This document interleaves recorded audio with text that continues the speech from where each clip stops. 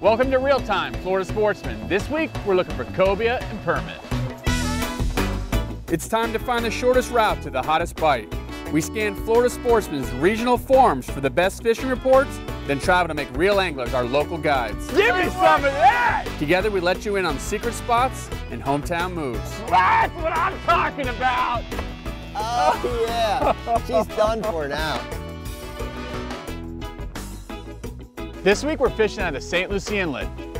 It's wintertime and we're fishing for cobia and permit. Is that them right there on the surface?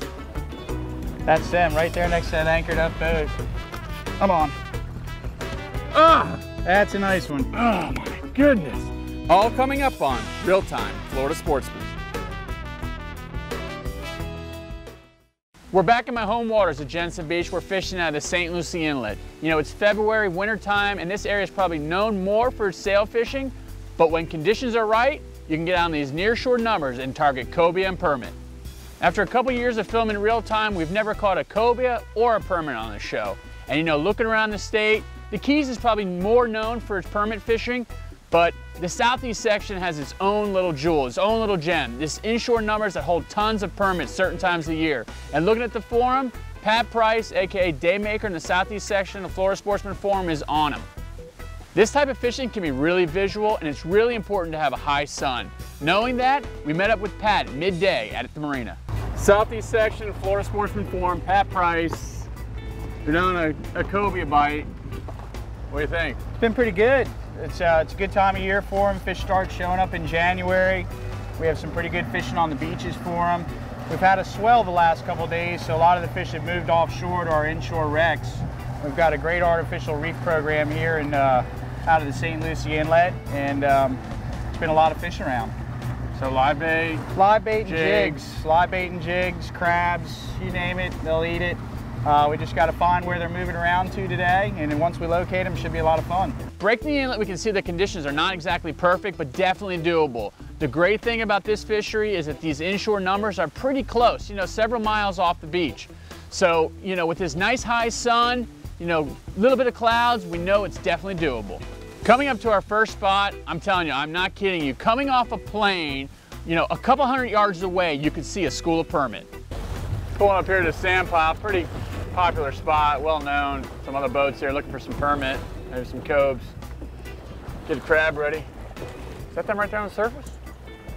That's them right there next to that anchored up boat. Over here about 70 yards, right on the surface. Big pile of permit. And Fish have been averaging about 35 pounds here. We see some bigger, 40, 50 pounds. So they're not little fish. No. These permit love crabs. They're just chucking a big crab on a jig head. Hopefully get bit. Let it sink down into the school, they'll munch on it, you'll feel your spool accelerate, close your bail and come tight. See where they went, Cap? I'm right in them. I think my jig's sinking too fast. Oh, I got bit. You got bit? Yep. Oh, man. Pat says our jig's maybe a little too heavy.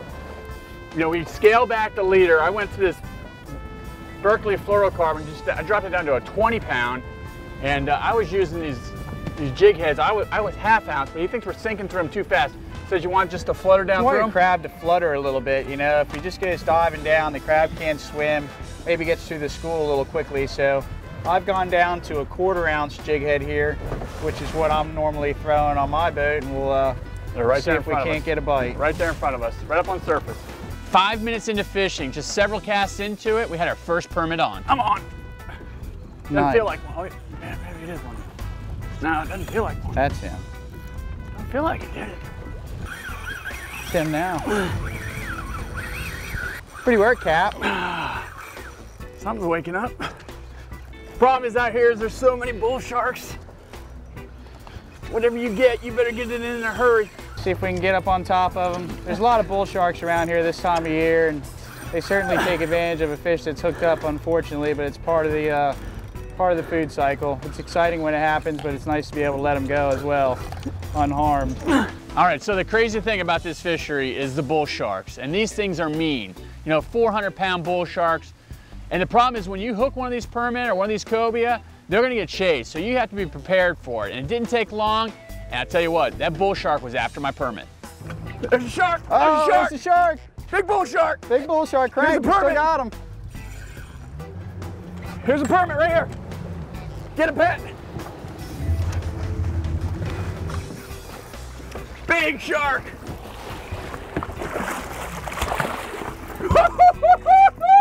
There she is, baby. Yeah. Nice going We there, Capt. literally just came out here looking for cobia.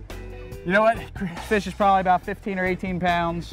The bull shark Get was that jig out. all over him. Oh my God.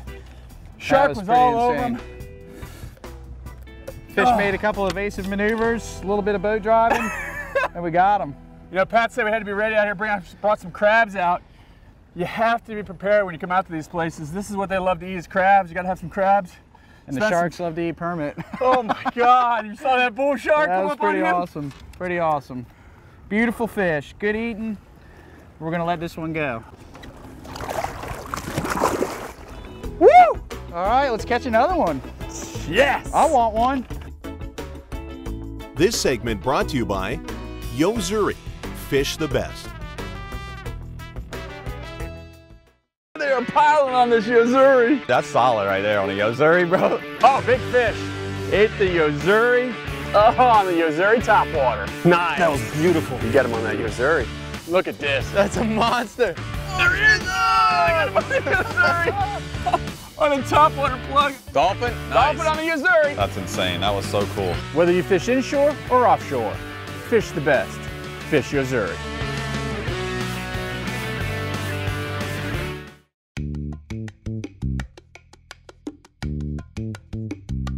So our tactic was to drift this bottom structure. You know, there's a lot of current, a lot of wind today. It doesn't take long to get out of position. So we went to get reset, and on the way back up, we saw a school of cobia. There they are. Where? Straight away. Oh, got him. Got him. Nice. Here we go. Watch this. I'm on. Cobia on, baby. You got him on? Sand Pile, Florida. Let's get him.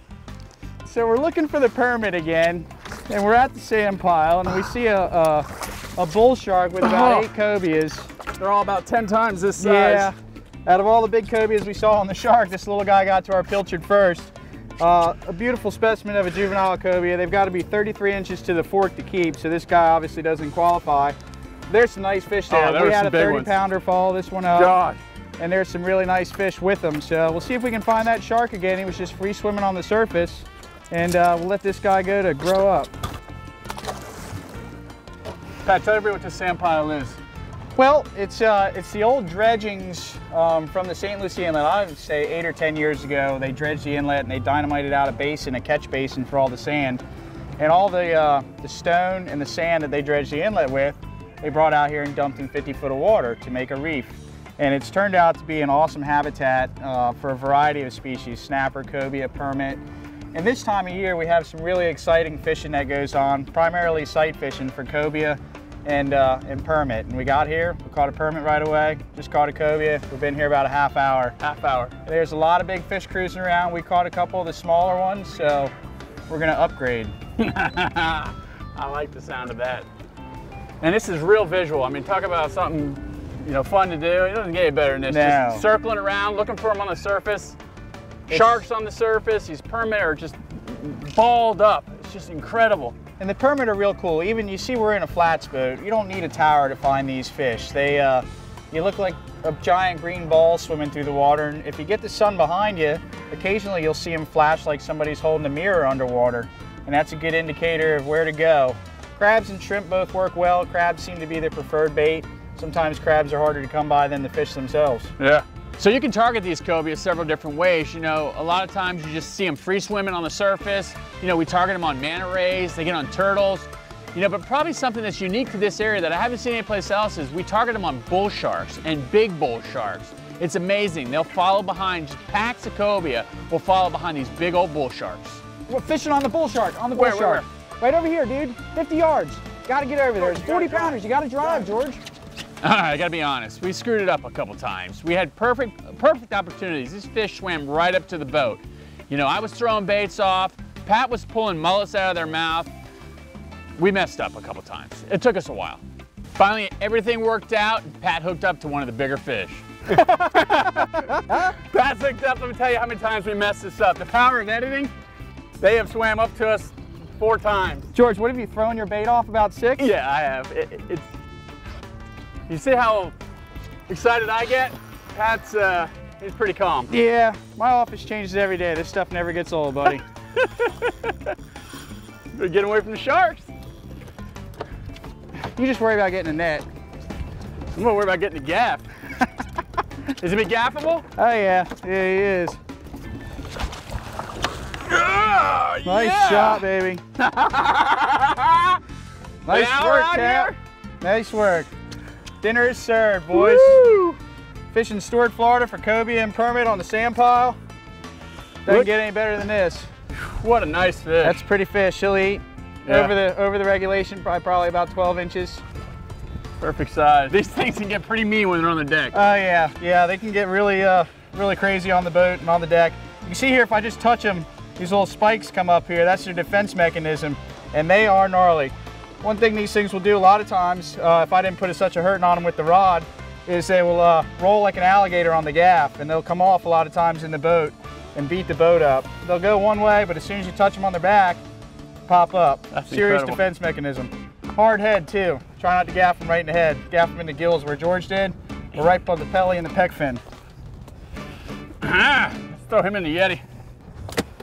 Welcome aboard. Real time. Oh, got me. This segment is brought to you by Power Pole. Swift, silent, secure.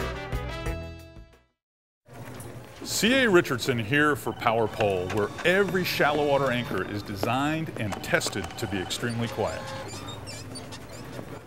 How quiet? Let's take a look. Hey guys.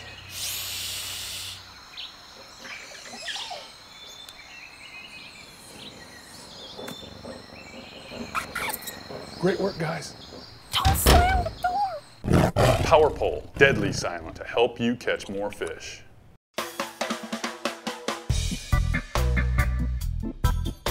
After landing that cobia, we could still see that giant school of permit just a couple 100 yards away. So we made our way back over there. Come on, eat my wiggler.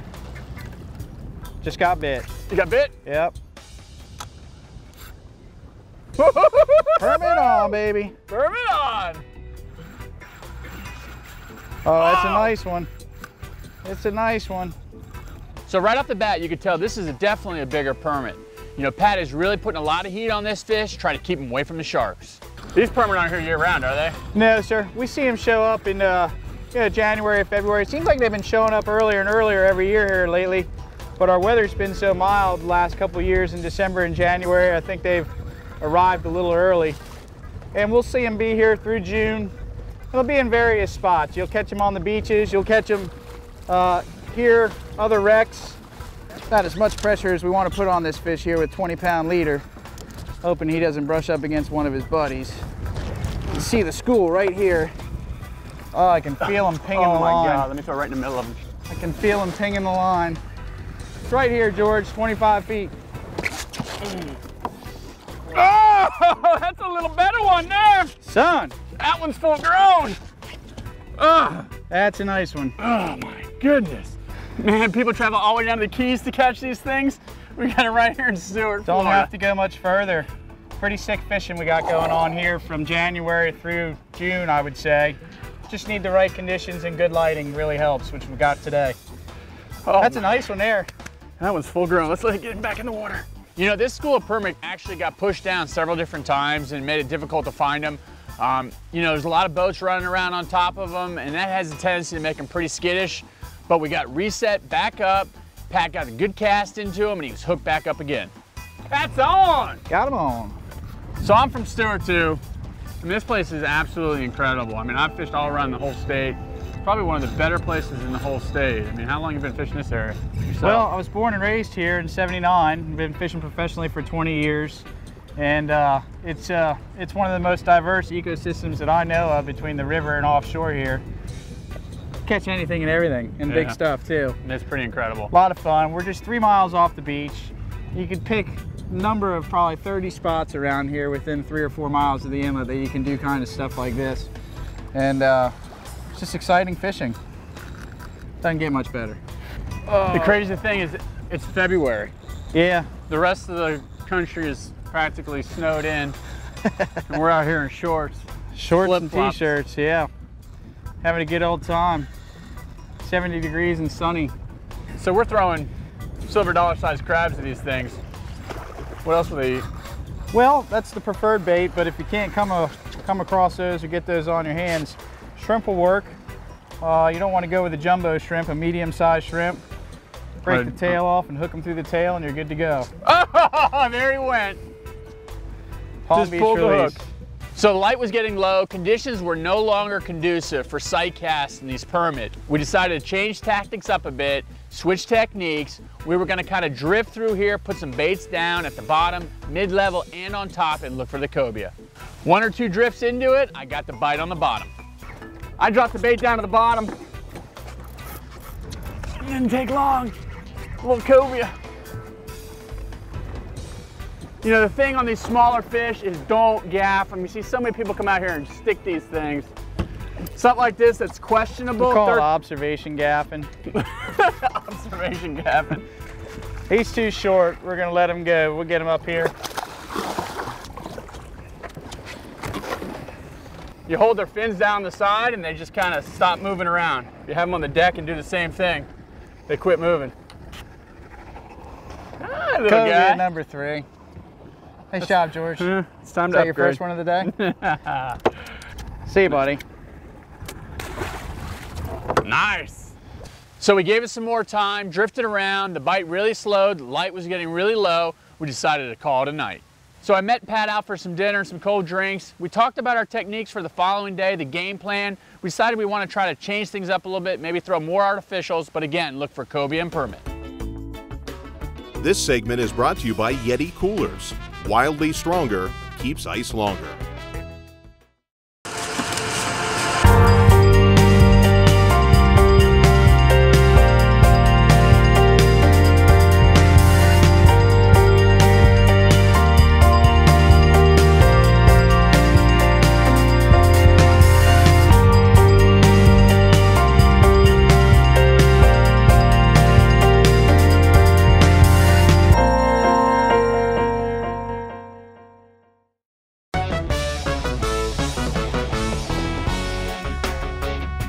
In this week's tip, I'm going to talk to you about the importance of using polarized sunglasses. You know, whether you're inshore or offshore, red fishing or offshore looking for permit like we were in this week's episode, the ability to see into the water is key to the success of catching these fish. Not only is it going to help me look into the water and see these schools of fish, it's also going to protect your eyes. While you're on the water, you're exposed to harmful UVA and UVB rays that do lasting damage to your eyes. Having polarized lenses protect your eyes from that. Another thing you want to consider when choosing a good pair of polarized glasses is the lens color. Just know this, the darker the lens color, less visible light in, less contrast, lighter the lens, more visible light, more contrast. So these are just a couple things to consider when choosing a great pair of polarized sunglasses.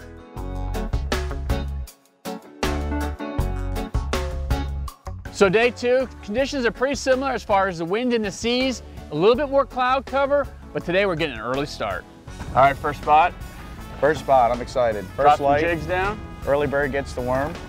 There's been some cobias around here, so hopefully there's a few here. There's some bait here, so that's a good indication. Yeah, Some we life, pulled up, saw some sardines, some sardines on top. on top, so I'm thinking it's gonna be a good spot.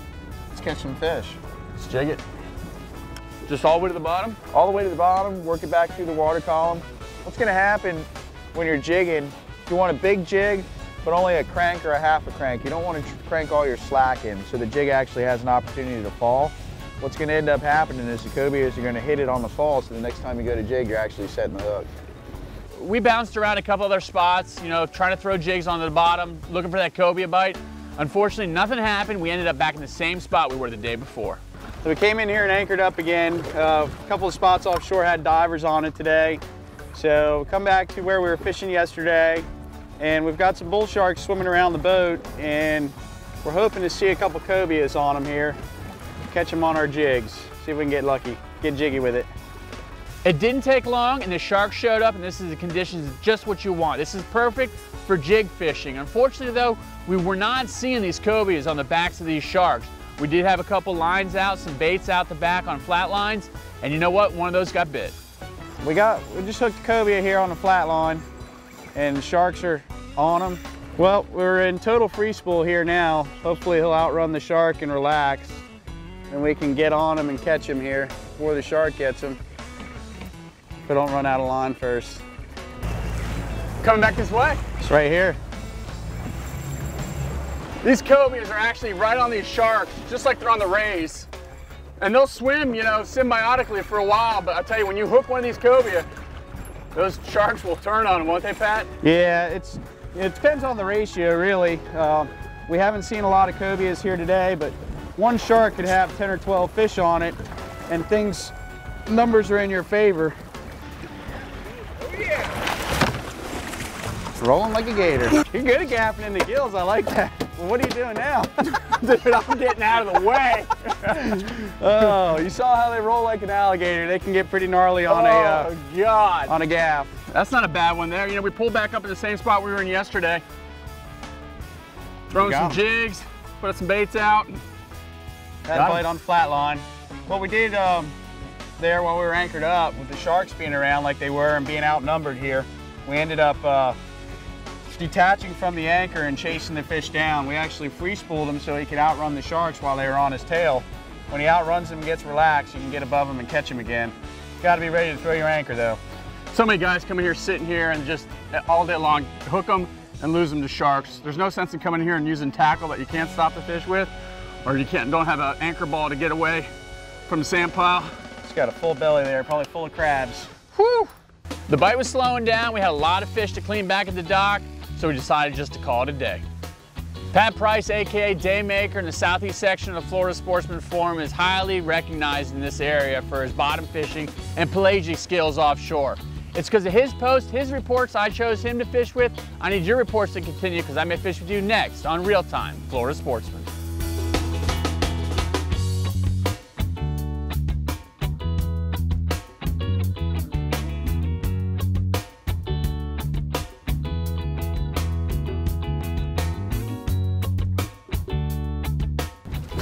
Oh!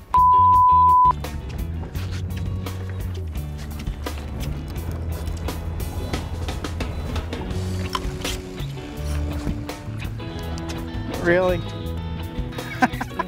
Is it be gaffable? Oh yeah, yeah he is. This ought to be funny. Can you get this hook out of my arm though? It's just a little hook. I know, but it still sucks. Welcome aboard. Real time. Oh, got me. Oh, Houston, we have a problem. Fishing for bears with a bear hook.